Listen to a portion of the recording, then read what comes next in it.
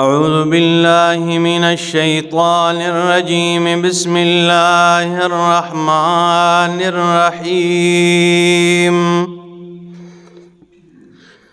یسألونک ماذا احل لهم قل احل لكم الطیبات وما علمتم من الجوارح مکلبین تعلمونہن مما علمکم اللہ فکلوا مما امسکن علیکم واذکروا اسم اللہ علیہ واتقوا اللہ ان اللہ سریع الحساب سبحان ربک رب العزت عما یصفون وسلام علی المرسلین والحمد للہ رب العالمین۔ انتہائی معزز سامعین، سورہ مائدہ پارہ نمبر 6 اور آیت نمبر 4 آپ کے سامنے تلاوت کی۔ صحابہ کرام رضوان اللہ تعالی علیہم اجمعین میں سے کچھ صحابہ کرام نے رسول اللہ صلی اللہ تعالی علیہ وسلم سے سوال کیا کہ یا رسول اللہ، ہمارے لیے کون سی چیزیں حلال ہیں، کون سی چیزیں حرام ہیں؟ تو رسول اکرم صلی اللہ تعالی علیہ وسلم کو اللہ نے یہ آیت اتار دی اور فرمایا بتا دے میرا پاک پیغمبر کہ ان کے لیے کون سی چیزیں حلال ہیں اور کون سی چیزیں ان کے لیے حرام ہیں۔ اور سورہ مائدہ جو ہے یہ آپ کو بتایا تھا شروع میں کہ یہ قرآنی صورتوں میں سے نزول کے اعتبار سے 112ویں نمبر پہ، ٹھیک ہے نا، یہ نازل ہوئی ہیں اور ٹوٹل قرآن کی صورتیں 114 ہے، تو یہ آخری صورتوں میں ہیں، تو اس کے جتنے بھی احکام ہیں یہ بہت اہم احکام ہیں اور اسے یاد کر لو۔ تو سورہ مائدہ میں یہ جو آیات ہیں، صحابہ کرام نے سوال کیا، اللہ نے فرمایا میرا پاک پیغمبر انہیں جواب دیجئے۔ اللہ نے تفصیل سے جواب دیا۔ اور دوسری بات یہ کہ انہوں نے کہا کہ یا رسول اللہ، ہم جانوروں کے ذریعے شکار کرتے ہیں، تو بعض اوقات اس شکار کو جب جانور پکڑ لیتا ہے تو وہ ہم پا لیتے ہیں زندہ، تو اسے ذبح کر دیتے ہیں، لیکن بعض اوقات اس جانور کو ہم زندہ نہیں پا سکتے، تو اس کا کیا ہوگا؟ وہ پھر مردار ہوگا۔ تو اس کے سارے احکام اللہ رب العزت نے نازل فرمائے کہ کیا احکام ہیں، کیا ہونا چاہیے اگر کسی جانور کے ذریعے آپ شکار کرتے ہیں تو پھر اس کی کیا احکام ہیں۔ فرمایا یسألونک ماذا احل لهم،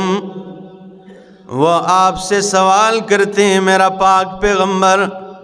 ماذا احل لهم، کہ کیا چیزیں ان کے لیے حلال ہیں، کیا حلال ہے؟ قل میرا پیغمبر کہہ دیجئے احل لکم الطیبات، اللہ نے تمہارے لیے پاکیزہ چیزیں حلال کر دی ہیں، پاکیزہ چیزیں تمہارے لیے کیا ہے؟ حلال ہیں۔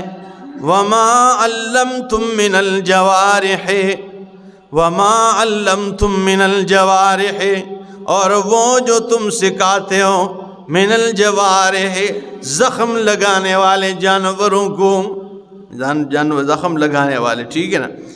مکلبین، اسے تم چھوڑتے ہو، یعنی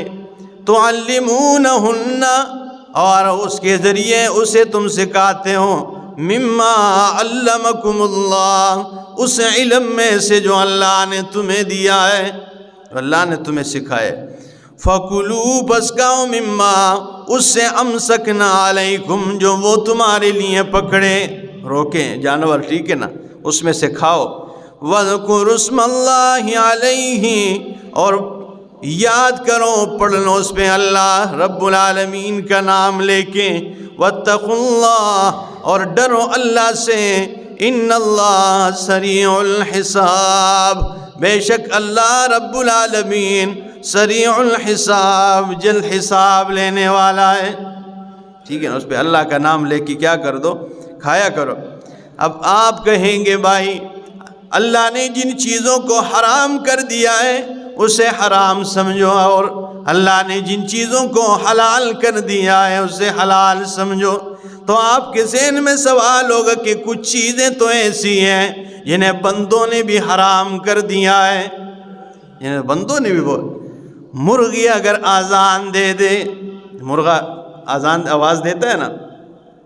لیکن اگر یہ آواز مرغی دے دے، یہ منحوس ہے، اسے گھر میں نہیں رکھنا چاہیے، لوگ کہتے ہیں نا حلال چیز کو اپنے لیے حرام کر دیتے ہیں۔ اگر مرغی آزان دے تو اس مرغی کو مار دینا چاہیے، لوگ کہتے ہیں۔ یا اس کے برخلاف مرغا جو ہے انڈا مرغی دیتی ہے، لیکن اگر انڈا مرغا دے دے ہو جی یہ تو حرام، یہ تو اس کو نکال دو گھر سے، یہ تو منحوس ہو گیا۔ یہ کئی چیزیں اس طرح آپ کے سامنے مثالیں ہوں گی، اپنی طرف سے بس حرام کرتے ہیں، ٹھیک ہے۔ ہمارے استاد فرماتے ہیں ایک بندہ آگے کہتے ہیں جی مرغے نے انڈا دیے تو کیا کیا جائے اس کے ساتھ؟ انہوں نے کہا جی میرے پاس بھیج دو اس کو، ٹھیک ہے نا، ذبح کر کے کھا لوں گا۔ یہ اللہ کے بندو، اللہ کے حلال کردہ چیزوں کو حرام کرتے ہو، کس نے تمہیں کہا ہے؟ مرغی آواز دے دے تو اسے ختم کر دو، گھر سے نکال دو، حرام سمجھو اسے۔ تو فرمایا جو چیزیں اللہ نے حرام کی ہیں اسے حرام سمجھو، اور جو اللہ نے حلال کی ہے اسے حلال سمجھو۔ اپنی طرف سے کسی حرام چیز کو حلال نہ بنایا کرو، اور کسی حلال چیز کو اپنی طرف سے حرام نہ بنایا کرو، اللہ کے حرام کردہ کو، ٹھیک ہے۔ تو یہاں شکار کے کچھ احکام بتا دیے، ٹھیک ہے۔ دو قسم کے شکار، ایک تیروں کے ذریعے کرتے ہیں اور ایک جو ہے جانور کے ذریعے کرتے ہیں۔ تو جانوروں میں سے پھر وہ دو قسم کے جانور، ایک تو دوڑنے والے جانور، ایک اڑنے والے، باز، ٹھیک ہے نا، چیل وغیرہ، اور ایک کتوں کے ذریعے۔ تو ان میں سے شرائط ہے پھر کہ جس کتے کو آپ شکار کے لیے لے کے جاتے ہیں وہ پورا تربیت یافتہ ہو، اور اس کا کب معلوم ہوگا کہ یہ کتا تربیت یافتہ ہے؟ کہ جب کسی جانور کے پیچھے آپ اسے کسی شکار کے پیچھے چھوڑ دیتے ہیں اور وہ شکار کے قریب پہنچ جائے اور وہ اب آپ اشارہ کریں کہ بھائی واپس ہو جا، اور وہ شکار کو چھوڑ کے تیرے اشارے پر واپس آ جائیں، ایک بار کریں، دو بار کریں، تین بار کریں، تو یہاں آپ کو پتہ چل جائے گا کہ اس مرحلے میں تو یہ کیا ہو گیا ہے، تربیت یافتہ ہو گیا۔ اور دوسرا امتحان اس کا یہ ہے کہ وہ جانور کے پیچھے جائیں اور جانور کو جب وہ پکڑیں کسی شکار کو تو وہ شکار کو خود نہ کھائے بلکہ وہ تیرے پاس اسے پہنچا دے، وہ اسے تیرے حوالے کر دیں، تیرے پاس پہنچا دے۔ اور تیسری بات یہ ہے کہ وہ باقی کتوں کے ساتھ چلنے پھرنے والا نہ ہو، اس کے آس پاس باقی کتے چلنے پھرنے والے نہ ہو۔ اس کی وجہ یہ ہے کہ جب یہ باقی کتوں کے ساتھ ہوگا تو پھر جس جانور کو جو یہ شکار کرے گا تو پھر آپ کو نہیں پتہ چلے گا کہ یہ اس تربیت یافتہ کتے نے اسے شکار کیا ہے یا ان باقی کتوں نے اسے زخمی کیا ہوا ہے۔ تو اس لیے یہ چند شرائط ہے اس کے لیے، اگر اس قسم کا تربیت یافتہ کتا ہے وہ تم شکار پہ لے کے جاتے ہو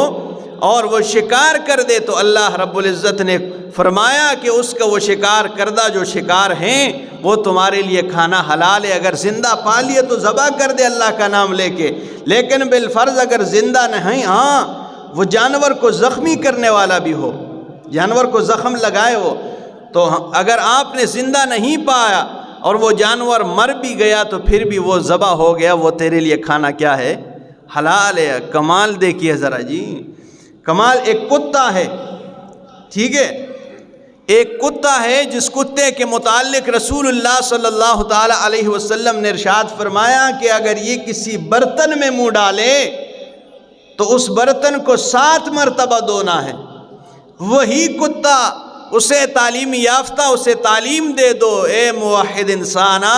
تجھ پہ اللہ نے کتنے احسانات کر دیے ہیں کہ تیرا تعلیم یافتہ کتا اگر کسی جانور کو زخمی کرے شکار کی غرض سے تو اسے چھوڑ دے، وہ جانور مر بھی جائے پھر بھی وہ تیرے لیے کیا ہے، حلال ہے۔ یہ کتا ہے، لیکن دوسری طرف خوبصورت انسان ہو اور لمبا چوڑا ہو، اس کی لمبی داڑھی ہو، اس کی خوبصورت پگڑی ہو، لیکن اس کے عقیدے میں شرک پایا گیا ہے، ذرا بھی اس کے عقیدے میں شرک ہے، وہ انتہائی خوبصورت اور بھلے طریقے سے جانور کو ذبح کر دے، وہ جانور پھر بھی کھانا تمہارے لیے حرام ہے، وہ حلال نہیں ہے۔ اندازہ تو لگائیں ذرا، توحید اتنی بڑی دولت ہے جاجا طارق صاحب، کوئی عام بات نہیں ہے، ٹھیک ہے۔ تو فرمایا کہ اس کے جانور، جو جانور کو وہ زخمی کریں تو پھر اس پہ اللہ کا نام لے کے کیا کر دو، ذبح کر دو، ڈرو اللہ سے، بے شک اللہ جلد حساب لینے والا ہے۔ اور آگے فرمایا الیوم احل لکم الطیبات، اور آج کے دن حلال ہے تمہارے لیے پاکیزہ چیزیں، وطعام الذین اوتوا الکتاب، اور کھانا ان لوگوں کا اوتوا الکتاب جنہیں کتاب دیا گیا ہے، حل لکم تمہارے لیے حلال ہے۔ یہ اہل کتاب کا کھانا، تو یہاں پہ اہل کتاب کے پیاز اور ٹماٹر یہ تو ہر ایک کا حلال ہے، ٹھیک ہے نا۔ یہاں پہ اصل مقصد جو اہل کتاب کا کھانے سے ذبیحہ مراد ہے کہ اہل کتاب جو جانور ذبح کر دیں تو وہ، لیکن اہل کتاب کے لیے شرط یہ ہے کہ وہ اہل کتاب ہو، وہ جو ہے نا دہریے نہ ہو۔ آج کل جو ہے نا وہ دہریے بن چکے ہیں، وہ تو اللہ کا انکار کر، ٹھیک ہے نا۔ وہ اہل کتاب تو دور، مسلمان بھی ہو لیکن وہ بھی غیر اللہ کے نام پر کوئی چیز ذبح کر دے تو وہ چیز بھی حلال نہیں، حرام ہے، مردار ہے، ٹھیک ہے نا۔ یہ تو اہل کتاب کی بات ہے۔ تو آج کل اگر آپ کو کوئی ایسا بندہ نظر آئے، بلکہ فاروق اعظم رضی اللہ تعالیٰ عنہ نے پابندی لگائی تھی، ٹھیک ہے، اس قسم کی چیزوں پہ کہ بھائی اس میں احتیاط کر دو، اس میں احتیاط کی ضرورت ہے۔ تو اللہ نے فرمایا اہل کتاب جنہیں کتاب دیا گیا ہے ان کا کھانا یعنی ان کا ذبیحہ تمہارے لیے، وَطُعَامُكُمْ حِلٌّ لَهُمْ، اور تمہارا کھانا ان کے لیے حلال ہے، وَالْمُحْصَنَاتُ، اور پاک دامن عورتیں، مِنَ الْمُؤْمِنَاتِ، مومنات عورتوں میں سے، وَالْمُحْصَنَاتُ مِنَ الَّذِينَ، اور مومنہ عورتیں، پاک دامن عورتیں ان لوگوں میں، اوتوا الکتاب جنہیں کتاب دیا گیا ہے، من قبلکم تم سے پہلے، ان عورتوں سے تمہارے لیے نکاح حلال ہے۔ نکاح ان سے دی، اہل کتاب کے عورتوں سے اور مومنین کے عورتوں سے تو ویسے بھی، جو پاک دامن عورتیں مومنین میں، ان سے نکاح کرنا تمہارے لیے حلال ہے، اور اہل کتاب کی عورتوں سے نکاح کرنا بھی حلال ہے، لیکن تمہاری عورتوں کو ان کے نکاح میں دینا حلال نہیں ہے۔ تمہاری عورتوں کو مسلمانوں کی ان کے نکاح میں دینا یہ جائز نہیں ہے، ان سے نکاح، لیکن یہ شرط یاد رکھے جو میں نے پہلے بتایا تھا کہ اہل کتاب ہو، ہاں، وہ مشرک نہ ہو۔ اگر اس کے عقیدے میں شرک ہے، آج کل تو اہل کتاب داریے بن چکے، اس لیے فاروق اعظم رضی اللہ تعالیٰ نے پابندی لگائی تھی کہ اہل کتاب سے کوئی نکاح نہیں کرے گا کہ تمہاری نسل میں اس قسم کے لوگ پیدا ہو جائیں گے۔ اور آج کل آپ اس کی مثال نہیں دیکھتے، انگلینڈ میں چلے جاتے ہیں اور وہاں پہ جب شادی کرتے ہیں برائے نام اہل کتاب کے ساتھ تو پھر ان کی وہاں اولاد ہو جاتی ہے اور کچھ عرصے کے بعد بیوی اسے کیا کر دیتی ہے، چھوڑ دیتی ہے۔ تو یہ بیچارہ پھر اپنی اولاد کے بارے میں پوچھ سکتا ہے؟ نہیں پوچھ سکتے۔ وہاں پہ اگر ویسے 10 روپے وظیفہ ملتا ہے تو جو عورت خاوند سے الگ ہو جائیں تو اسے پھر 1000 روپے وظیفہ ملتا ہے، اور پوری جو ہے نا اس کے پوری فورس اس کے گھر کے ارد گرد کھڑے کر دیتے ہیں حفاظت کے لیے۔ تو پھر یہ کیا ہے، یہ ایسے ہی دیکھتا رہتا ہے، نہ اس کے بچے ہاتھ آتے ہیں، اور پھر اس کے بچے پھر ان کی تربیت میں پلتے ہیں تو وہ کیا بن جاتے ہیں، یہودی بنتے ہیں، اور وہ نصارہ بنتے ہیں اور اسلام کے دشمن بنتے ہیں۔ یہ چیز اس لیے فاروق اعظم رضی اللہ تعالیٰ نے فرمایا مومنات سے نکاح کیا کرو، ٹھیک ہے نا، ان سے، کیونکہ تمہاری نسل میں اس قسم کی تو بچے پھر تمہارے ہوں گے، اور ہوں گے کہاں پہ، یہودیوں کے پاس۔ تو اس لیے فرمایا کہ پاک دامن عورتوں سے نکاح کرنا مومنات سے، اور والمحصنات من الذین اوتوا الکتاب جنہیں کتاب دیا گیا ہے ان کی پاک دامن عورتوں سے بھی، من قبلکم جو تم سے پہلے، اذا آتیتموہن اجورہن جب تم دو ان کو ان کا مہر، محسنین وہ پاک دامنی کا ارادہ رکھنے والی ہو، غیر مسافحین مستی نکالنے والی نہ ہو، نکاح کی نیت ہو اس کی، ٹھیک ہے نا، صرف وقت ضائع کرنے والی، مستی نکالنے والی نہ ہو۔ اور یہی آیت جو ہے نا متعہ کی حرمت پر دلیل ہے کہ متع حرام ہے، ناجائز ہے، ٹھیک ہے نا، کیونکہ نکاح کے بارے میں کہا جو نکاح کا ارادہ رکھتی ہے اور یہ چیز صرف نکاح کے اندر ہے، متع جو ہے وہ 1 گھنٹے کے لیے، 1 دن کے لیے، ایک رات کے لیے، یہ اتنے پیسے لے لو، یہ حرام ہے، یہ اسلام نہیں ہے، اسلام کا یہ طریقہ نہیں ہے۔ اس لیے فرمایا محسنین، وہ پاک دامنی کا ارادہ رکھنے والیوں، غیر مصافحین، وہ جو ہیں یعنی پاک دامنی کا ارادہ رکھنے والی ہو، نکاح کا ارادہ رکھنے والی ہو، غیر مصافحین، مستی نکالنے والی نہ ہو، ولا متخذی اخدان، اور چپ کر وہ یاری لگانے والی نہ ہو کہ ٹائم ضائع کریں۔ نکاح کی نیت اگر نہ ہو، ٹھیک ہے نا، کہ میں نکاح کروں گی تو پھر اس چیز کی جو ہے نا بھی یہ بھی حرام ہے، اس قسم کی عورتیں نہ ہو وہ۔ وَمَن يَكْفُرْ بِالْإِيمَانِ، اور جس نے بھی انکار کیا ایمان کا، فقد حبط عملہ، تحقیق اللہ نے ضائع ہو گئے ان کے اعمال، جتنے بھی اعمال کیے وہ ضائع ہیں۔ وَهُوَ فِي الْآخِرَةِ، اور وہ آخرت میں من الخاسرین، نقصان اٹھانے والوں میں سے ہوگا۔ وہ آخرت میں کیا ہوگا، ٹھیک ہے نا، نقصان، جو بھی ایمان کا انکار کریں تو آخرت میں وہ بڑے ہی نقصان اٹھانے والوں میں سے ہوگا۔ اللہ سے دعا ہے یہاں تک یہ سورہ مائدہ کا ایک باب جو ہے وہ ختم ہو گیا، آگے اس سے آگے دوسرا باب شروع ہوگا۔ اللہ ہمیں سمجھ عطا فرمائے، عمل کی توفیق عطا فرمائے۔